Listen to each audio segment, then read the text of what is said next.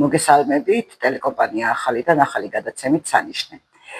ეს გადაცემა არ იქნება მხოლოდ სალონური შეხვედრა, ეს იქნება მცდელობა კავშირი დამყარდეს წიგნის ავტორსა და მკითხველს შორის.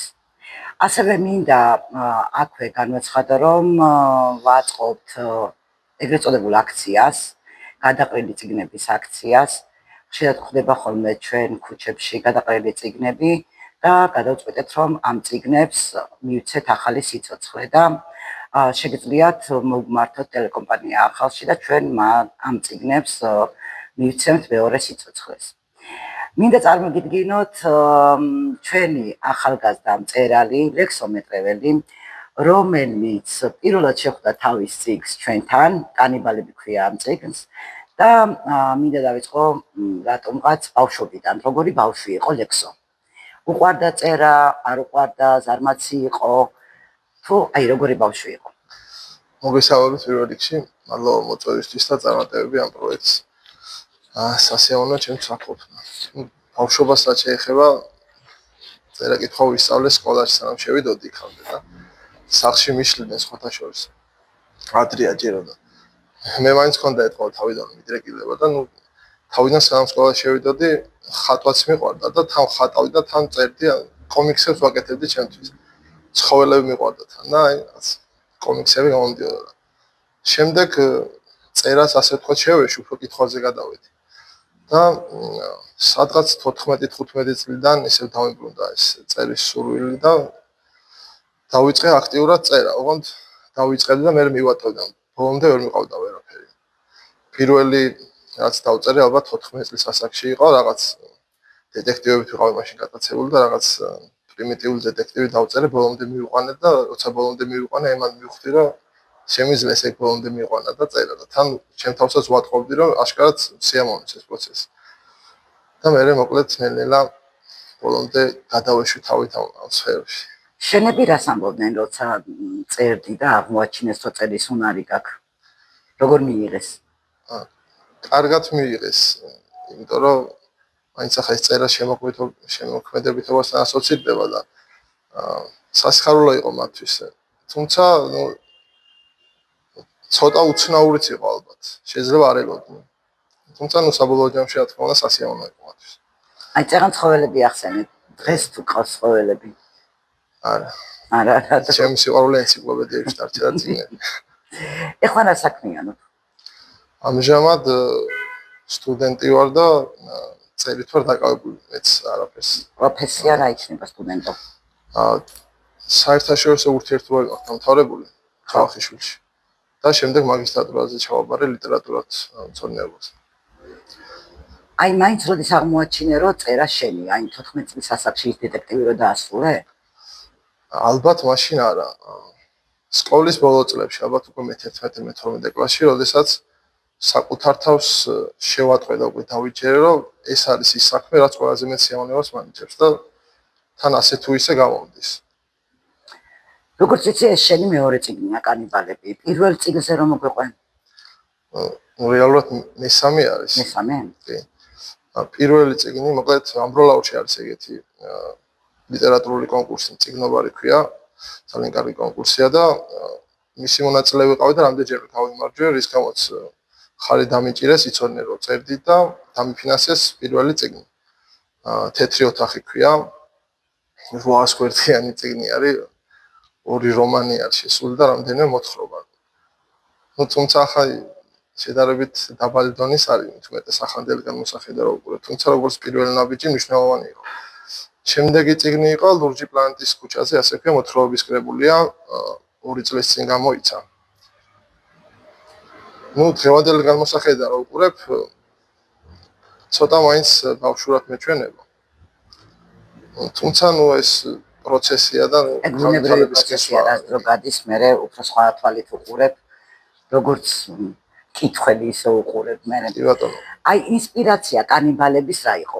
ძალიან საინტერესო წიგნია, წავიკითხე მე და მომეწონა, იმიტომ რომ წეღანას ვქირა სტამბაში მკითხეს, ეს წიგნი მართლა კაცჭამიებზეა თუ არა და კი არის, მაგრამ გააჩნია, შეიძლება ალეგორიებიც იპოვა, ხო? კი, ძირითადად ალეგორიული ინსპირაცია რა იყო მაინც? ამ შეკითხვას ველოდი სიმართლე გითხრათ და განსაკუთრებული პასუხი არ მაქვს, იმიტომ რომ ასე კონკრეტული რაღაც მოვლენა არ ყოფილა ინსპირაცია. სავარაუდოდ ეს იყო დაგროვებადი დაკვირვების და დაგროვების შედეგია. ქონებაში ჩაილექა სხვადასხვა ფაქტები და საბოლოო ჯამში მივიღე იდეა, რომლის განხორციელება ძალიან მომინდა. თავდაპირველად საერთოდ სხვანაირად ყოფნა ჩაფიქრებული. თუმცა საბოლოო ჯამში ის მივიღე, რაც მივიღე და გონია რომ საუკეთესო ვერსია იყო. წარმატებებს უსურვებ შენს წიგნს. მართლა ძალიან საინტერესო წიგნია. კიდევ წერლისთვის წერტილის დასმა არ ნიშნავს აი მორჩა ყველაფერი. ანუ მე იწყება ყველაზე ესეთი პროცესი, რომ უნდა მოძებნო გამომცემელი, უნდა მოძებნო რედაქტორი, უნდა დაიბეჭდოს გზა მკითხველამდე, უნდა გაიკვლიოს ხო წიგნმა. აი შენ შემთხვევაში როგორ მოხდა? ძველ წიგნებს დავუბრუნდები ისევ. ჩემი ძველი წიგნების რედაქტორი იყო გიორგი ხორბალაძე, გორის უნივერსიტეტის პროფესორია და ჩვენი რედაქტორობა გამიწია და მას ვკითხე რჩევისთვის. გამიწია რეკომენდაცია, საბოლოო ჯამში მივედი ჩემ გამომცემლობამდე. დავუკავშირდი, ვილაპარაკეთ და ავისა, საკმაოდ ყოველფრთხილ ვარ და კარგი თანამშრომლობა შედგა ჩვენ შორის.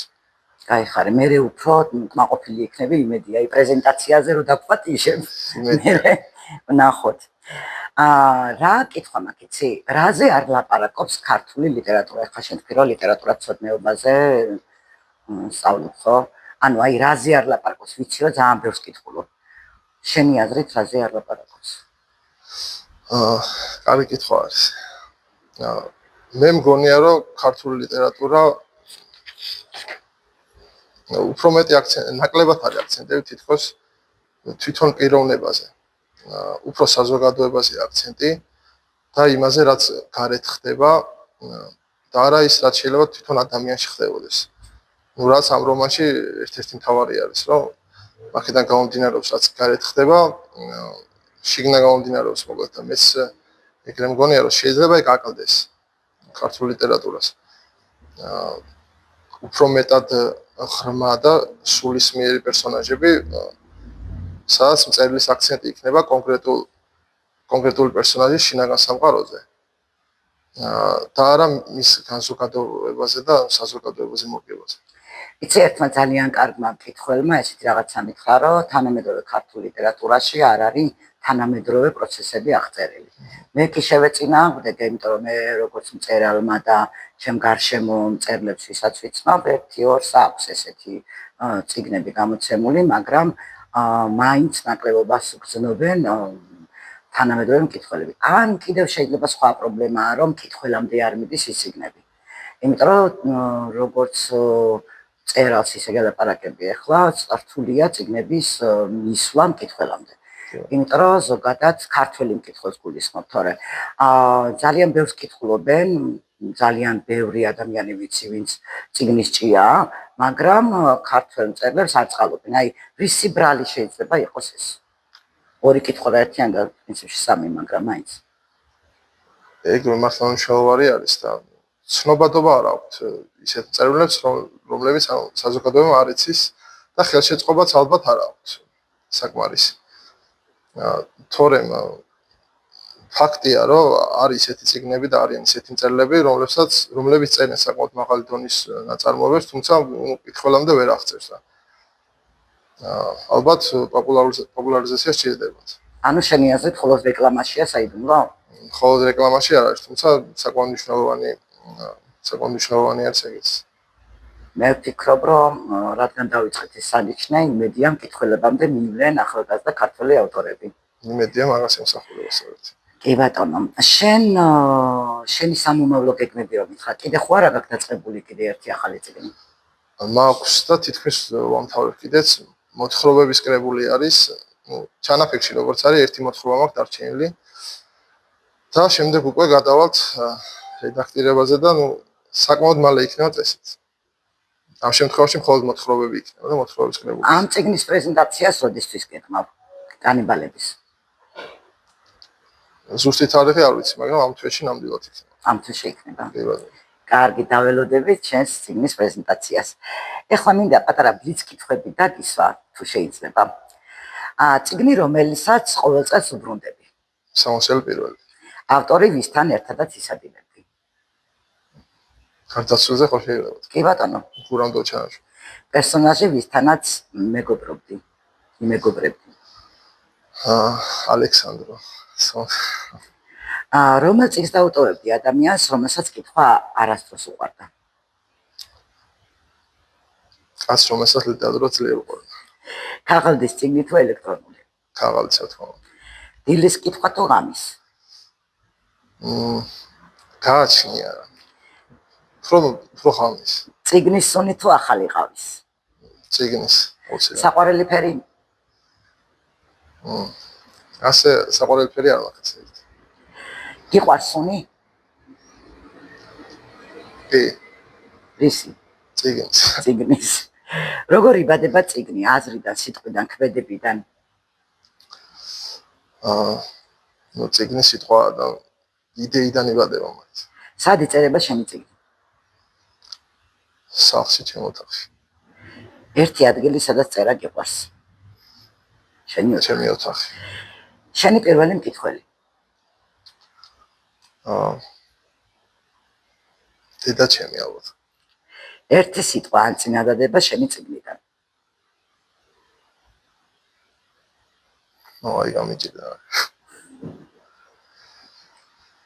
არ ვიცი, კითხველმა ნახოს და არჩიოს.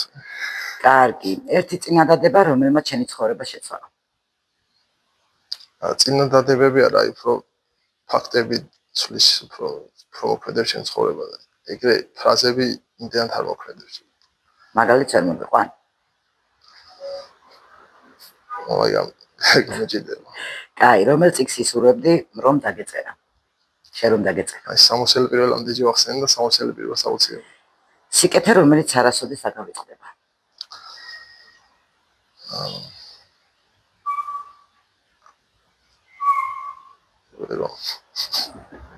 არ გავუკეთებია ჩვენთვის ესეთ სიკეთე? მოტივაციას გაძლევს? მოტივაციას მაძლევს არსებობა. გულს გდგენს? საკუთარი თავი. სიტყვას გცნობ? ძვირფასი ადამიანები. ერთი სიტყვა, რომელიც შენ ცხოვრებას აღწერს? წერა. აი, რომ შეგეძლო შენი ცხოვრების ერთი თავის ანიშნით მონიშნო, რომელი იქნებოდა? ჯერ არ ყოფილა მგონი თავი. კარგი, მაშინ იმ თავისთვის მე შენ ჩუქნის ანიშნს. აგერ ბატონო. მადლობა. აი, ამ პატარა ამბრელებს ჩვენგან საჩუქრად. დიდი მადლობა. დიდი მადლობა, რომ მოხვედი. მადლობა ჩვენს მაყურებელს, რომ გვისმენდა და გვეყურებდა. ჩვენთან სტუდიაში სტუმრად იყო ლექსომეტრეველი. გადაცემა სანიშნე დასასრულს მიუახლოვდა. ეს ჩემი პირველი გადაცემა იყო, როგორც ტელევიზიის წამყვანი და ჟურნალისტი, იმიტომ რომ მთელი ცხოვრების განმავლობაში მხოლოდ წერას ვყავდი ატანილი და ვწერდი ჟურნალ-გაზეთებში და იმედია მოგეწონებათ ეს გადაცემა, რომელიც იქნება კვირაში ერთხელ, შაბათს 19 საათზე. მადლობა რომ გვეყურეთ.